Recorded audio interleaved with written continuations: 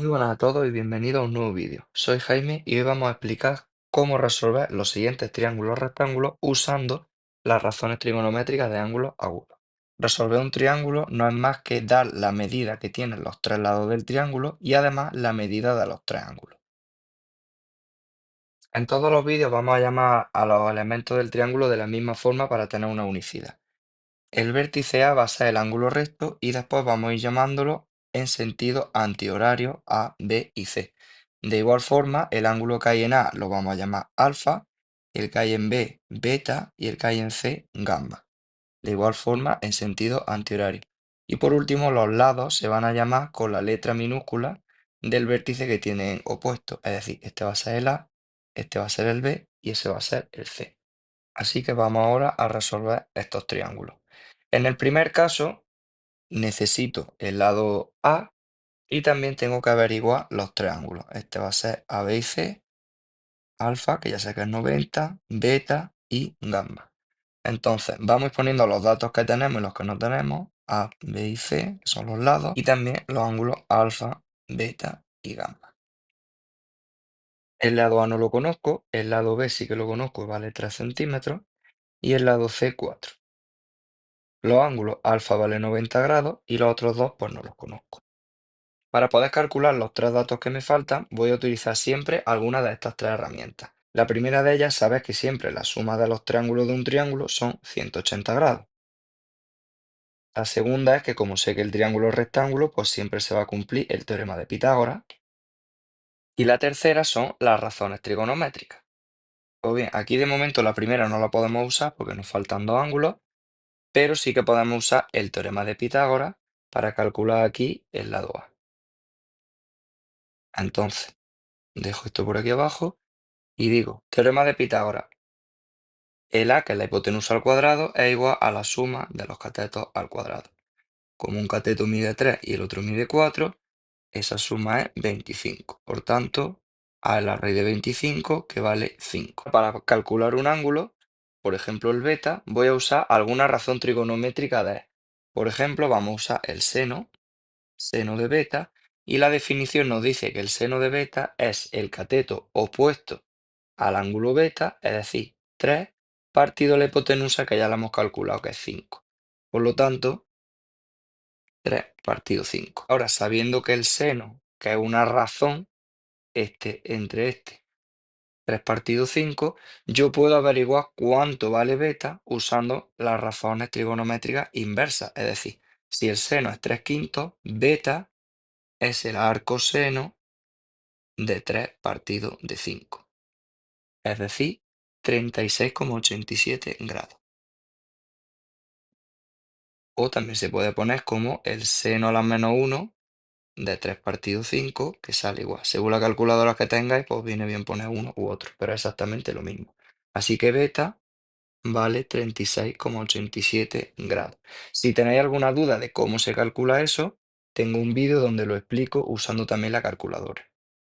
¿Qué pasa si en vez del seno hubiese cogido el coseno de beta? Pues no hubiese salido exactamente el mismo ángulo, lo único que cambia es la razón trigonométrica. Si el coseno de beta ahora tiene que ser el cateto contiguo 4 partido la hipotenusa 5, pues entonces tengo 4 partido 5 y ahora beta sería el arco coseno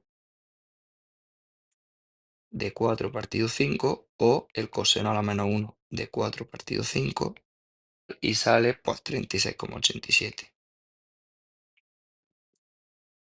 Y ya para el ángulo gamma podemos hacer también una razón trigonométrica con ese ángulo. Por ejemplo, para calcular gamma podemos hacer el cateto opuesto 4 partido la hipotenusa 5, o ya vamos a utilizar que la suma de los tres ángulos es 180 grados, por tanto gamma es 180 menos 90 menos 36,87, es decir, 53,13 grados.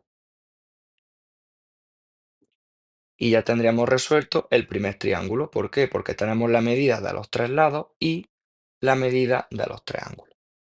Vamos a pasar al siguiente. Para el siguiente triángulo vamos a proceder de la misma forma. Vamos a llamar a los vértices A, B y C. Este lado ya es el A, el B no lo sé, el C no lo sé, alfa 90, beta 27 y gamma pues no lo sé.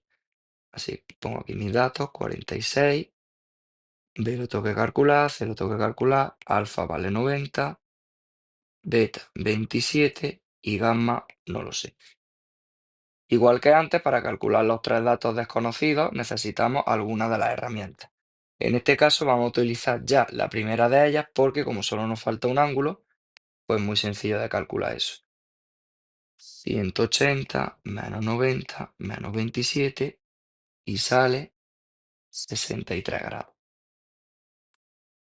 En este caso no podemos utilizar ahora mismo el teorema de Pitágoras porque nos faltan dos datos de los tres que se necesitan.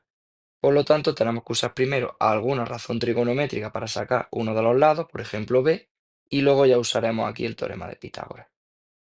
Pues vamos a probar con el seno de 27, por ejemplo, a ver qué sale. Seno de 27 es igual. Cateto opuesto al ángulo 27, b. Pues aquí ya nos sale lo que queremos. Partido la hipotenusa que vale 46. Como veis, al utilizar seno de 27 tenemos un dato desconocido y el resto es todo conocido, por lo tanto lo vamos a poder calcular. ¿Qué hubiese pasado si hubiésemos utilizado, por ejemplo, la tangente? La tangente de 27 hubiese sido cateto opuesto a 27, B.